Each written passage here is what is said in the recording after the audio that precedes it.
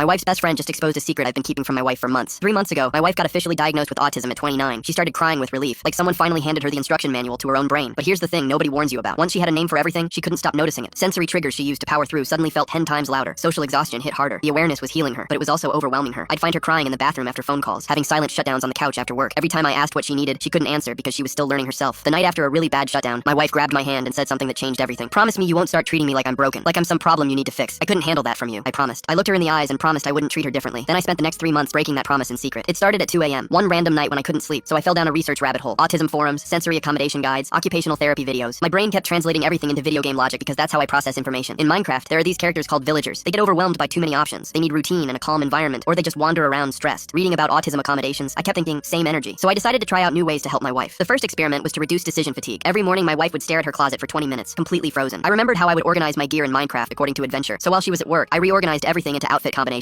with little day of week labels hidden inside the hangers. That night, my wife came home early and walked in on me holding her Tuesday blouse. "What are you doing?" she asked. My heart stopped. "Just organizing. Thought I'd help." She stared at me for a long moment. Weird, but okay. She walked away. I almost passed out from relief. The next experiment went worse. I read that consistent lighting helps regulate sensory systems, and I thought about how you keep monsters like zombies and skeletons away at night by putting up torches. So I installed smart bulbs programmed to shift warmer at night, except I set them too orange, and my wife walked into our bedroom looking horrified. "Why does it look like we're being slow roasted in here?" I blamed a sale at Home Depot and spent 4 days finding settings that didn't make her feel like a rotisserie chicken. But my wife started watching me differently after that. Then came the real problem. I read that open-ended questions overwhelm autistic brains during stress, and I remembered how in a lot of video games,